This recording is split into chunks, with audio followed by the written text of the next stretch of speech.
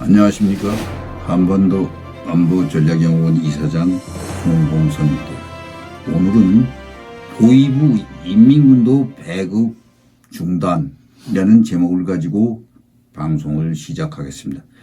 최근 독재체제를 지탱하고 있는 북한의 보위부, 우리의 국정원격이죠. 요원들이 오랜 기간 제대로 된 배급을 받지 못하면서 생계를 위해 단속 조직이 오히려 뇌물수수에 가담하는 등 일탄 행위가 빈번해지고 있다 합니다. 북한 김정은 정권의 전망이 한치 앞을 내다보기 어려운 상황까지 온 셈입니다. 북한 현지 소식통에 따르면 북한 정권은 평양 외 지방 보위부 직원들에게 지급해야 할 배급을 제때 공급하지 못하는 것으로 알려져 있습니다. 북한 배급 체계는 1994년 김일성 사망 이후 급속히 붕괴하여 현재 일반 주민들에게도 고려되지 않는 수준까지 왔습니다. 2010년대 초반까지 중앙당, 국가보위부, 보안성 등 북한 정권을 지탱하고 있는 핵심 계급에 대한 배급 체계는 유지하고 있었습니다만 2010년 후반부로 오면서 한 달에 한 번꼴로 지급되던 배급이 두세 달에 한 번씩 나오는 등 점차 횟수를 줄이더니 코로나19를 계기로 6개월에 한 번, 이제는 1년에 한 번 정도로 축소된 것입니다. 그 양도 한 달치 배급 정도로 생계를 유지할 수 없는 것으로 알려져 있습니다. 이런 상황이 지속되면서 북한 내 장마동 등지에서는 상인들을 대상으로 단속이 강화되는 등 일반 주민들을 상대로 한 갈취 행위가 끊이지 않고 있습니다. 급기야 보안원을 넘어 보위부조차 정상적인 배급을 받지 못하면서 각자 도생해야 하는 상황에 이르렀습니다. 현지 소식통은 보안원들이 장마당 단속 등 민간인을 수시로 괴롭히며 갈취해가는 것은 어제 오늘 일이 아니었다며 없는 죄를 만들어 장사품을 빼앗는 등 날로 횡포가 극심해지고 있는 시점이라고 합니다.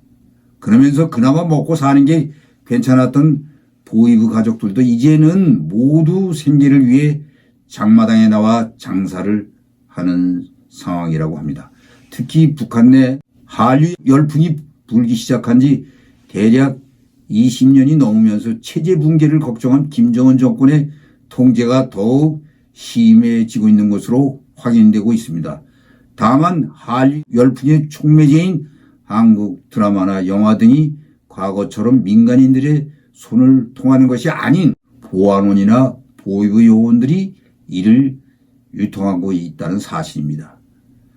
북한 소식통은 한류에 대한 통제가 심해지고 처벌 수위가 정치범까지로 확장되면서 주민들은 대체로 접근하기 어려워졌다며 오히려 보안원 보위부 가족들이 불법적인 일에 가담하는 등 생계를 위해 뛰어들고 있다고 하였습니다. 이어 또 탈북자 가족들과 전화 통화에도 과거에는 일반 주민들 속에 있는 브로커가 했었는데 이제는 권력의 보호가 없이는 하기가 어려운 상황이라 보안부, 보위부의 수중으로 이것이 넘어갔다고 말했습니다. 이는 북한 내부와 연결되는 외부 통신망 역할을 과거 일반 주민으로부터 현재는 특권 쪽으로 넘어갔다는 의미로 북한 내 보안원, 보위부 가족들이 중국 전화를 이용해 한국 내 탈북민과 그들의 가족들을 연겨주어 왔습니다.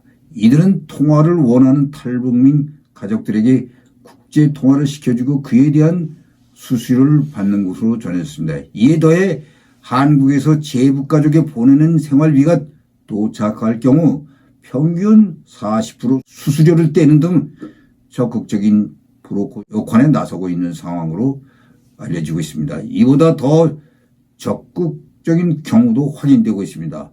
보위부 요원들이 북한 내 탈북민 가족들을 찾아와 중국 핸드폰을 건네면서 브로커 역할을 한다는 겁니다. 단속 그룹화인 감시, 감찰기관 등이 커버해주겠다며 보유 사람들이 조용히 탈북자 가족의 접근해 중국 핸드폰을 건네는 일이 허다하다면서 핸드폰을 어떤 식으로든 활용해 브로커 역할을 하며 매달 통화 보장을 위해 인민폐 1,500위엔 약 한화 30만 원을 바칠 것을 요구하고 있다고 합니다. 수령 독재 체제를 지탱하던 보이부는 지금까지 이런 일탈 행위에 가담하지 않았습니다. 하지만 최근 들면서부터 보이부까지 생계를 위한 이탈에 동참하고 있습니다. 이는 또 북한 정권을 지탱하는 정보기관의 부패 척도를 가늠해 볼 수 있는 중요한 사례입니다. 결국 김정은 정권의 위태함을 적나라하게 보여주고 있는 현실입니다. 김정은 정권이 신뢰하는 1973 군 부대는 평안남도에 있는 폭풍군단, 11군단 산하 특수부대로 이 부대는 서울 침투 등 후방 교란 임무를 맡은 것으로 알려지고 있습니다. 북한 매체가 신형 대륙간 탄도 미사일 ICBM 화성 17형 시험 발사 성공 등을 거론하며 연일 군사 강국을 강조하고 있지만 일선 부대에서 식량 부족으로 인해 올해는 문제가 더욱 심각하다고 합니다. 평안남도 소식통은 최근 지방군 부대들이 지난해 12월 2023년도 훈련이 시작됐다. 그렇지만 식량 부족으로 인해 부대가 제대로 훈련하지 못하고 있다고 하였습니다. 2023년도 북한군이 정기적으로 실시하는 동계 군사 훈련을 시작했습니다만 북한군은 매년 1기는 12월서부터 3월 동계훈련, 2기는 7월서부터 9월 하계 훈련으로 나누어져 훈련을 진행하고 있습니다. 북한군의 매년 정기훈련은 최고사령관 명령에 따라 군 사상 교육과 대규모 훈련이 동시 진행됩니다. 식량난으로 군사훈련이 중단되는 것은 처음 있는 일입니다. 식량난은 8월부터 9월 중순 사이 때 아니게 들이닥친 냉해와 태풍 피해 여기에 장기간 이어지고 있는 국경 봉쇄와 대북 제재 원인이 크며 극에 달하고 있는 실정입니다.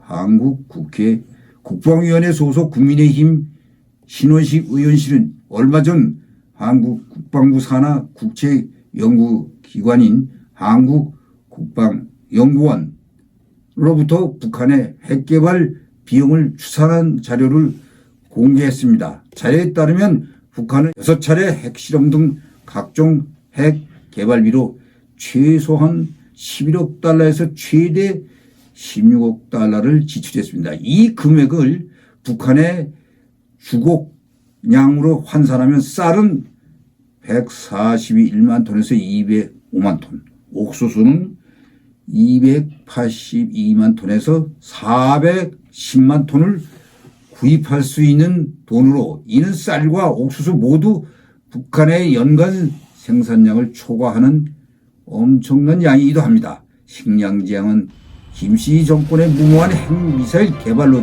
자초한 인재입니다. 김정은 정권이 무너져야 북한 국민이 삽니다. 시청해 주셔서 감사합니다.